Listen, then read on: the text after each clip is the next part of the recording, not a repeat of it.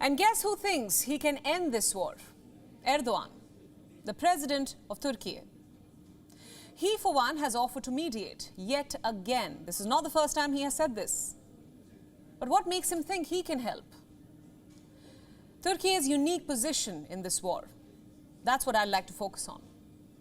Allow me to explain. For the last 8 months, Turkiye has been one of the most active countries working to ensure a permanent ceasefire in this war. It has maintained friendly ties with both of its Black Sea neighbors. And this delicate balancing act has reaped a few benefits. For instance, in late September, Turkiye orchestrated a prisoner swap between Russia and Ukraine. And Erdogan is said to have personally brokered the negotiations. 2 months before this, Erdogan also worked with the United Nations to broker a landmark grain deal between the two. This deal was to reopen certain Ukrainian ports and release exports that had been stuck there for months. Now, these back-to-back deals and settlements have instilled confidence in Erdogan himself that he can also end the war if he tries. In fact, he has gone ahead and even made a proposal. This is what the Kremlin's foreign policy advisor said recently. Listen to this carefully, I'm quoting. The Turks are offering their mediation. Erdogan will probably propose something officially. If any talks take place, then most likely they will be on their territory, Istanbul or Ankara. Now, two things stand out here. For one, Russia has acknowledged Erdogan's attempts.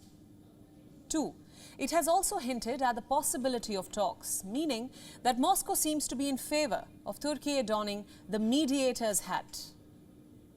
And by the way, Russia is not the only country which believes that Turkey can mediate. So does Hungary. The Hungarian foreign minister has even offered his support to Erdogan's attempts at brokering peace. Well, we sincerely hope their trust in the Turkish president is not misplaced.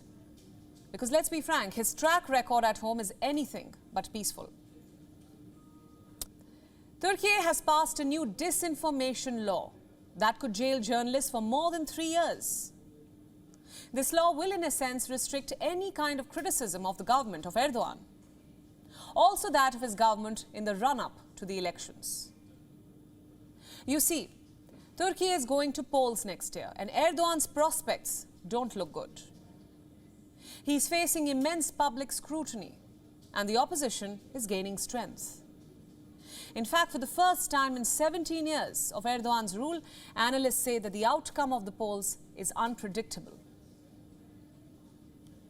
So what does Erdogan do? Well, he yet again dons the hat of a global leader. He tries to play mediator in the Ukraine war and passes draconian laws to censor free speech back at home. Now, this is what a central provision in Erdogan's new law states. Listen very carefully.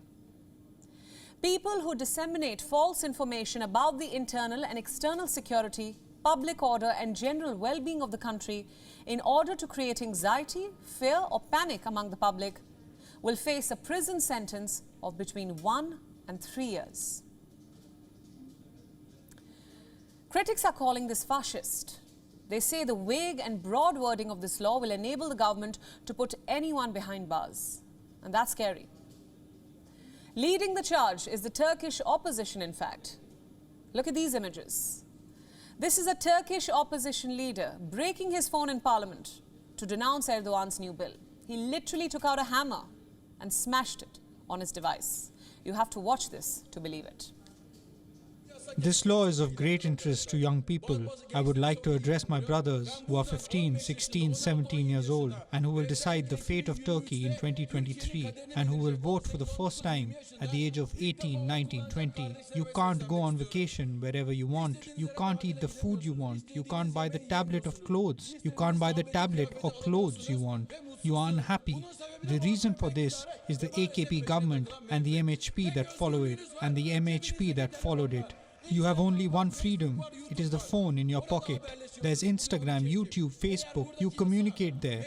Today is October 12th. If the law here passes the parliament, you can break this phone like this.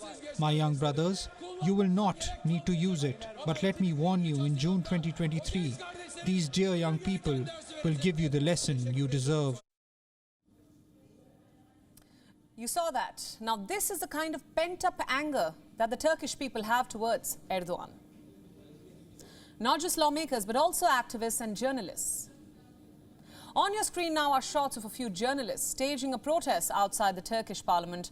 They say that Erdogan's new law is tantamount to censorship, and that it will rather take their country further back in time. Take a look. We, the journalists, are wanting both the lawmakers and the public once again as a part of our responsibility to society, and we call for a struggle together. If this law is implemented in its current form, the freedom of press, expression and communication in our country will be brought under great pressure and siege. What does this tell you? That Erdogan may be acting like a global peacemaker, but at home, his policies are only disrupting the prevailing peace. His attempts at brokering peace between Russia and Ukraine fool no one, especially not when his own house is in complete disarray. WION World is now available in your country. Download the app now and get all the news updates on the move.